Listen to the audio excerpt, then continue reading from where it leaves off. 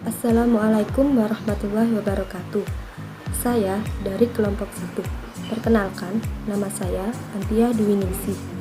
Saya dari Universitas Pesantren Tinggi Darul Ulum Jombang. Saya dari Prodi Pendidikan Guru Madrasah Ibtidaiyah semester 1. Assalamualaikum warahmatullahi wabarakatuh. Saya dari kelompok 1. Perkenalkan, nama saya Dia Ayurno Anggraini. Saya dari Universitas Pesantren Tinggi Darul Ulum Jombang. Prodi Pendidikan Guru Madrasah Ibtidaiyah semester 1. Assalamualaikum warahmatullahi wabarakatuh. Saya dari kelompok 1. Perkenalkan, nama saya Alisa Kotunada. Saya dari Universitas Pesantren Tinggi Darul Ulum Jombang. Saya dari Prodi Pendidikan Guru Madrasah Ibtidaiyah semester 1. Selamat pagi, salam sejahtera untuk kita semua. Saya ucapkan selamat pagi kepada Ibu Eka Nurjanah, MPDI, selaku dosen pembimbing. Dan saya ucapkan juga selamat pagi kepada teman-teman semuanya. Sebelum presentasi kita mulai, saya ada sedikit quote untuk kita semua. Orang bijak mengatakan, pendidikan bukan hanya persoalan ke sekolah dan ke kampus lalu mendapat ijazah, tapi soal memperluas wawasan serta menyerap ilmu kehidupan. Pada kesempatan kali ini, kami dari kelompok 1 akan presentasi kepada teman-teman semuanya mengenai sistematika penulisan makalah. Mudah-mudahan presentasi ini bisa menambah wawasan untuk kita semuanya. Makalah adalah salah satu jenis karya tulis yang bersifat ilmiah dengan pembahasan permasalahan tertentu berdasarkan hasil kajian teori atau kajian lapangan. Tujuan dari pembuatan makalah adalah untuk memenuhi tugas tertentu seperti tugas akademik maupun tugas non-akademik. Makalah harus sistematis dan utuh. Sistematika penulisan makalah. Ketika menulis makalah, segala sesuatu harus diatur dengan benar, sehingga makalah tersebut dapat menarik dan mudah untuk dimengerti. Di antaranya yaitu 1. Ukuran huruf dan font. Pemilihan font untuk membuat karya atau makalah merupakan salah satu hal yang tidak boleh gegabah, karena untuk memilih font yang tepat dapat memudahkan kita dalam membacanya.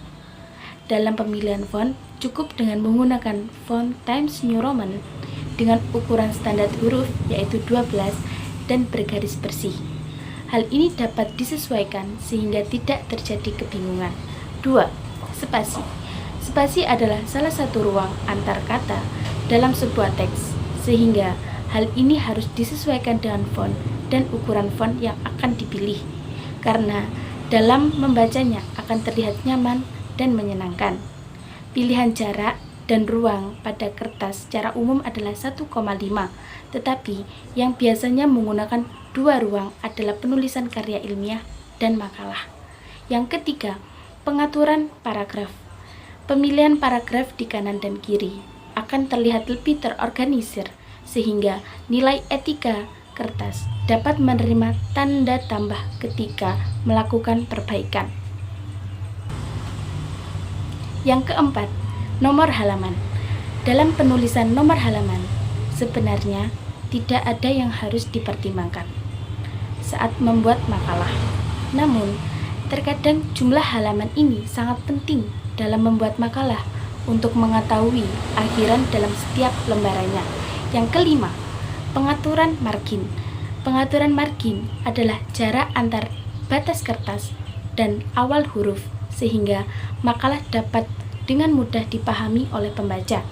Berikut pengaturan margin yang sering digunakan diantaranya yaitu top 5 cm, right 3 cm, bottom 3 cm, dan left 4 cm. Ada hal yang perlu diingat, bahwa menggunakan margin cukup untuk 1 halaman saja. Langkah-langkah karakteristik penulisan makalah, yaitu bab 1 pendahuluan, bab 2 landasan teori, bab 3 pembahasan, bab 4 rancangan, sistem, dan implementasi. Bab 5 penutup. Selanjutnya kesimpulan, saran, dan yang terakhir daftar pustaka. Selanjutnya saya akan menjelaskan satu persatu karakteristik penulisan makalah. Yang pertama, bab 1 pendahuluan. Pendahuluan merupakan salah satu metode penulisan makalah yang berisikan latar belakang, perumusan makalah, ruang lingkup, tujuan, dan manfaat. Saya akan menjelaskan tentang latar belakang. Latar belakang dalam makalah di sini adalah apa yang melatar belakangi Anda dalam pembuatan makalah. Yang kedua, perumusan masalah. Perumusan masalah dalam makalah yang dimaksud adalah bagaimana pemecahan masalah tersebut yang ada dalam makalah. Yang ketiga, tujuan dan manfaat. Tujuan Anda dalam membuat makalah tersebut dan manfaat apa saja yang dapat diperoleh dalam pembuatan makalah Anda. Yang kedua adalah bab 2 landasan teori. Landasan teori adalah salah satu metode penulisan makalah yang berupa pengertian atau definisi dengan kutipan pada saat penyusunan.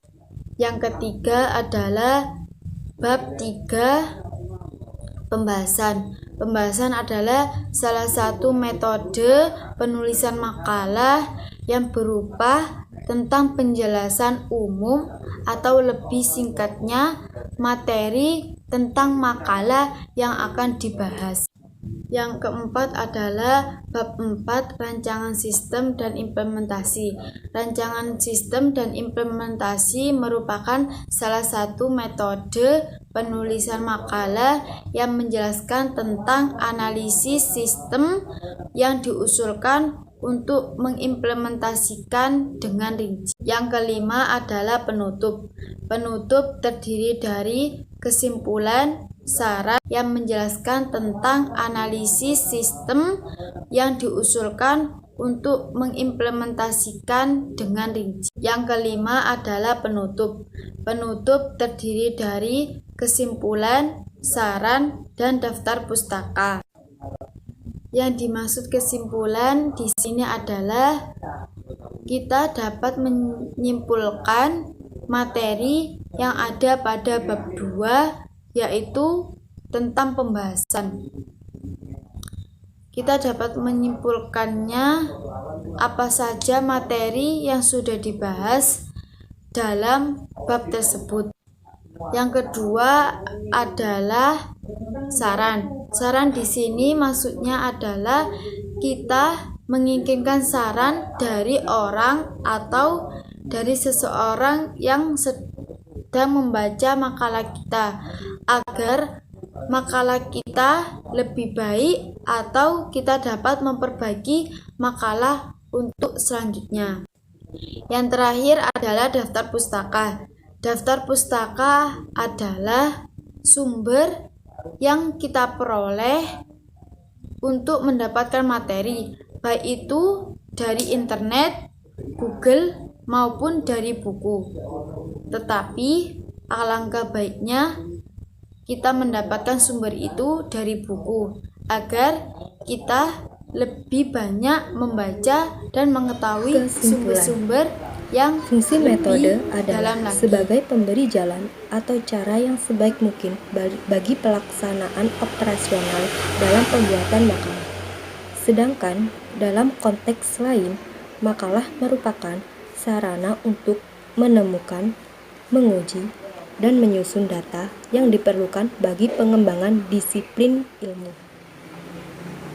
Dengan melihat penjelasan di atas, kita bisa menyimpulkan bahwa pembuatan makalah itu sangatlah penting karena hal inilah yang membantu dalam mencapai keberhasilan suatu pendidikan. Tak ada penyusun makalah yang perfect atau sempurna. Masing-masing punya kelebihan dan kekurangan. Untuk itu, seorang pendidik, guru, pelatih, atau instruktur harus pandai-pandai menampilkan kelebihan agar bisa meminimalisir kekurangan. Sekian presentasi dari kelompok 1. Apabila ada salah penyampaian, kami mohon maaf. Terima kasih. Wassalamualaikum warahmatullahi wabarakatuh.